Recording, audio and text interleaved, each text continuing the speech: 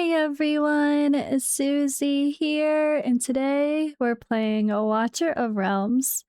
For today's video, it looks like we're leaving off with a similar location in the story as we go to talk about Guan Yu. We have two new heroes to reveal, actually, Guan Yu and Sergei. And yeah, let's dive in.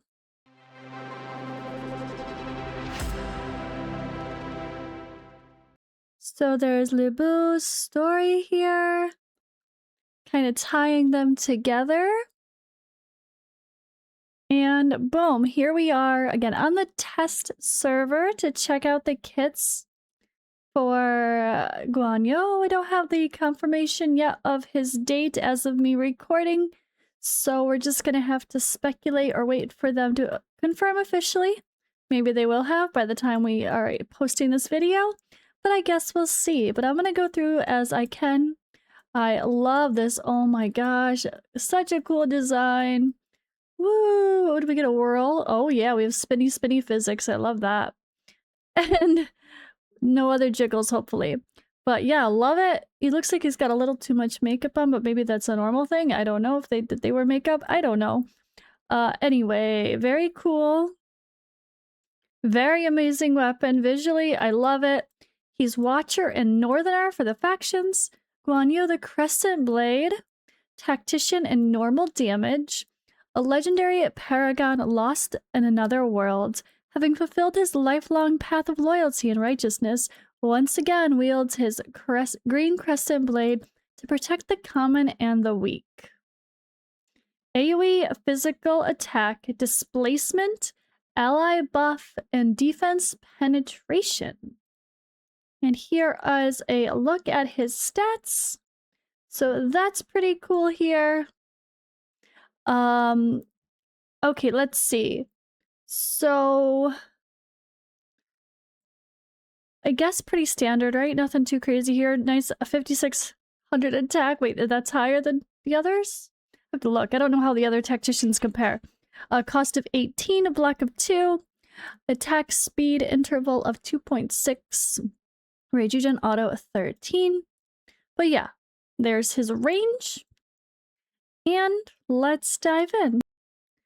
The talent, every 10 seconds, the next basic attack changes to Crescent Slash. Crescent Slash deals 300% AoE damage to 2 targets with the lowest HP in the basic attack range. This attack can be triggered again upon killing a target or consuming 1 stack of blade stats, up to 4 extra times before entering cooldown.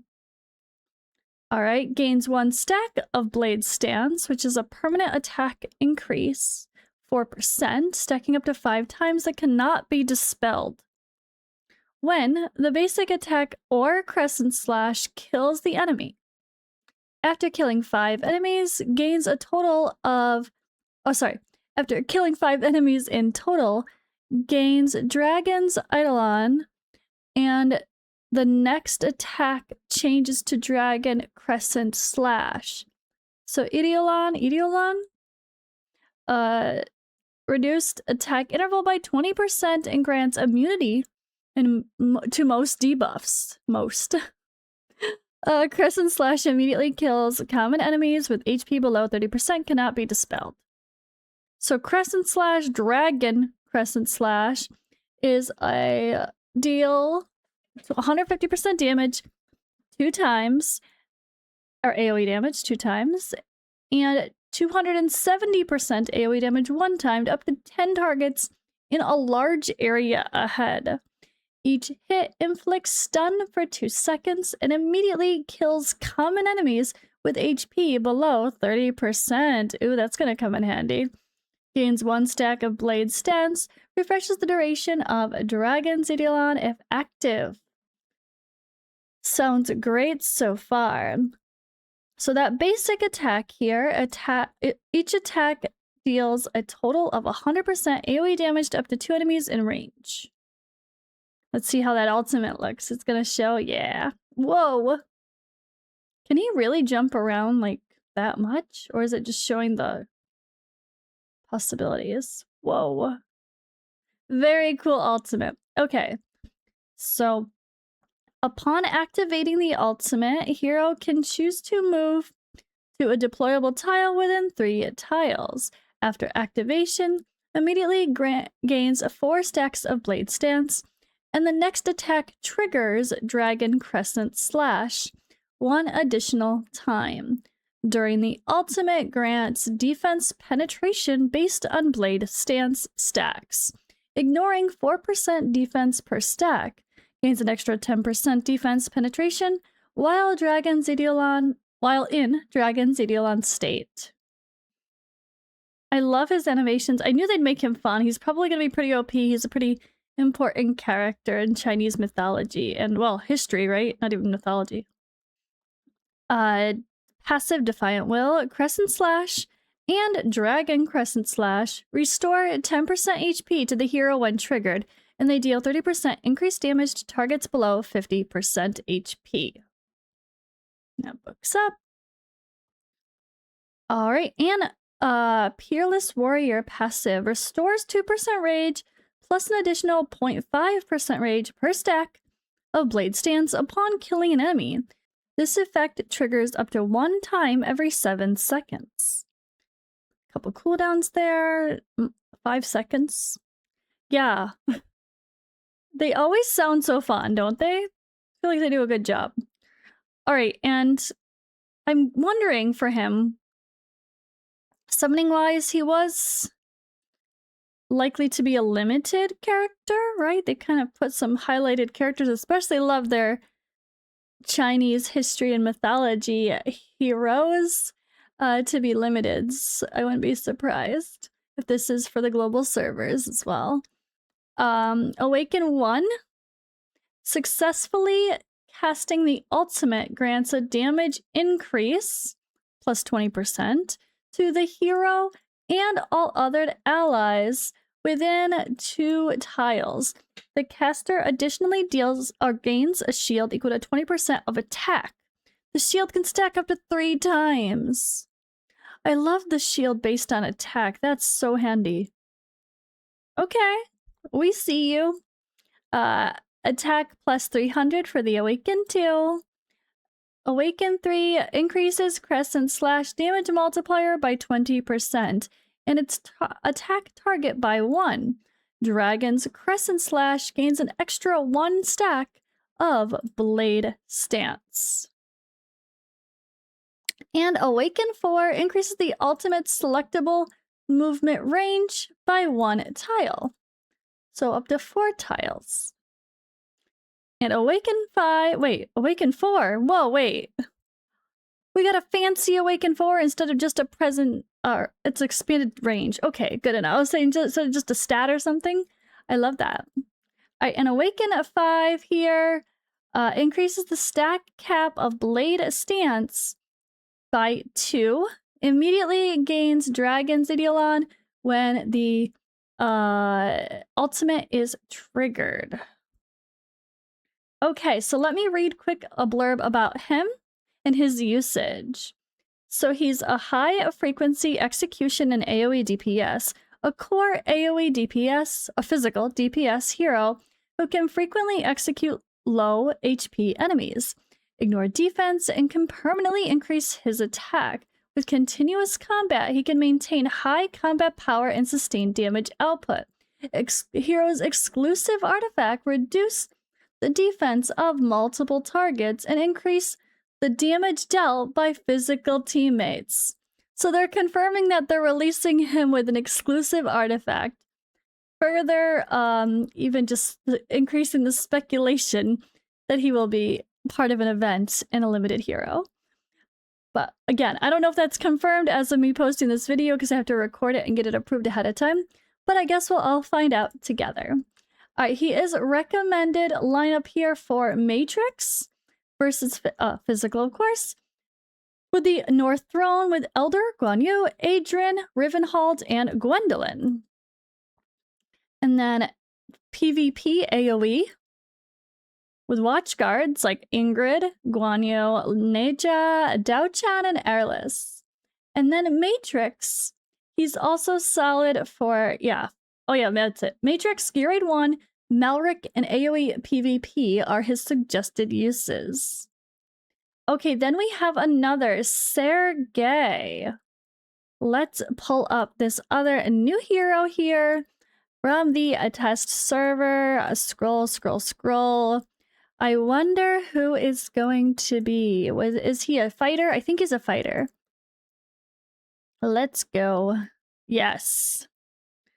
Chaotic and Nightmare. We have Sergei here. Let's give a little spin. Okay. Oof, I love the glow. Oh, is that spinny physics a little bit? He looks cool. Very much has an Asian vibe as well. I really like that. Very cool effects on him. The Sundered Fist. He's a fighter dealing normal damage. After his homeland was destroyed by the Tide of Darkness, Sergei studied Chi under Master Zenith. However, consumed by a thirst for revenge and control, he lost himself and gravely injured his fellow disciple. Luna. He now fights in the darkness in endless remorse and atonement. Single target physical attack, durability, and defense penetration. Alright, there's his range, a good range as a fighter to be behind a tank or something. And extends the extra spot, which is helpful in stuff like Guild War. His base attack is 6,200. Okay. Chaotic and Nightmare, so he's going to be on a Ancient Banner, just a reminder there. 2,100 defense, cost of 19, block of 2, attack interval 2.6 seconds, and rage regen auto 13. I love it though. He's got such a cool look. So his let's start with the talent here. Gains 1 stack of Chi every 15 seconds. So Chi is a dynamic life energy. Stack up to 6 times. When deployed, immediately gains 4 stacks of Chi. When HP drops below 65%, reduces the interval for gaining Chi by 3 seconds. And reduces damage taken by 50%. Each cast of the ultimate increases damage by 75% for 6 seconds. We'll just have to see how the Chi works into the kit. I'm sure the ultimate's going to explain that a little more. So, physical attack for the basic deals 100% physical damage to one enemy target in range, has a 20% chance to trigger 2 consecutive strikes instead, and cause HP drain equal to 10% of the current HP of the hero. The HP drain, when activated, ignores any shield carried by the target and directly reduces HP. Ignore shields. But a debuff. Okay. Or causes HP drain. So is this actually a debuff, or is it an instant effect that just needs an explanation? Doesn't have an icon next to it. Maybe it is a instant then. All right, so here we go.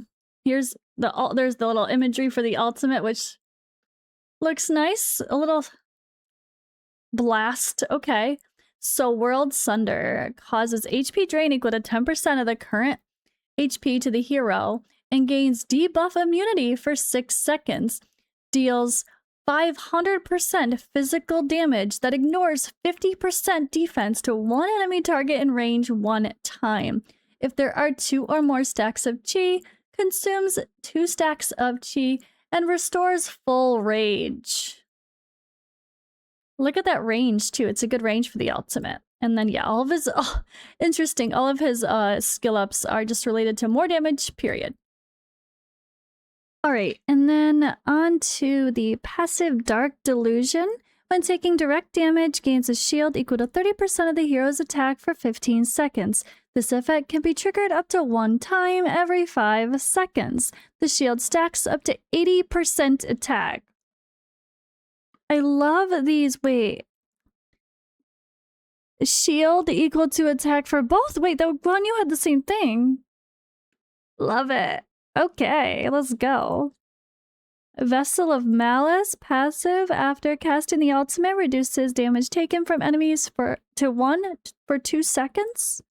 When taking fatal damage, consumes 2 stacks of chi to negate this damage, then immediately casts the ultimate and gains a shield equal to 30% of attack for 10 seconds.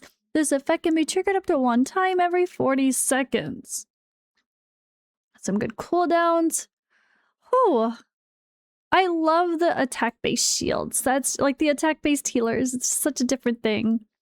But it does allow you to really build a damage dealer and have them survive. More like a brawler type, you know, where they're actually going to be tanky. But with attack. Love it. Okay. And then... Oops, did I read that one? Yes. Arena cost reduced by 5. Okay.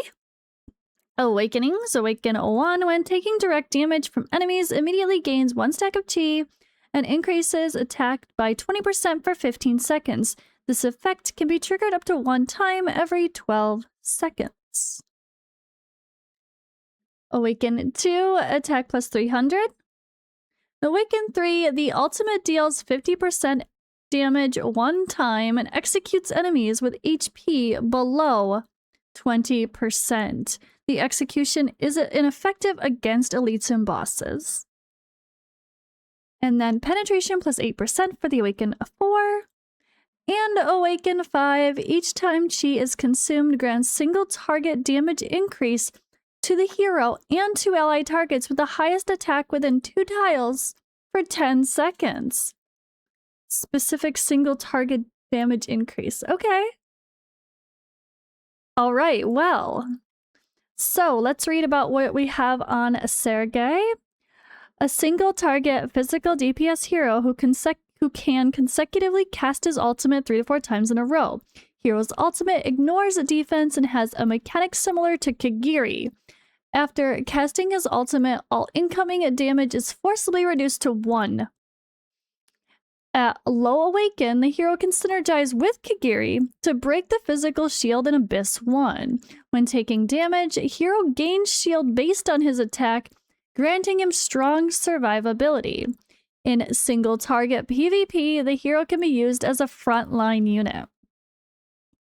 Recommended lineups in single target PvP, of course, with the Chaos Dominion of Valderon, Sergei, Sithra, Dao Chan, and Somi or Durza. For Sergei in a PvP single target, if he's deployed in slot 1, you can consider using Gwendolyn. Deployment order would be Sergei, Dao Chan, Valderon, Sithra, and then Gwendolyn. Gwendolyn provides a single target healing exclusive to Sergei. Interesting use of Gwendolyn. I like it. And then recommended lineup 2 for Abyss would be using a Nightmare team with Rygar, Kagiri, Ryzen, Sergei, and Sun Wukong. And yeah, he's suggested for single target PvP in Abyss 1 mainly. Very cool, very strong, fun sounding characters. I love it. Let me know what you think of them in the comments below, and I will see you in the next video.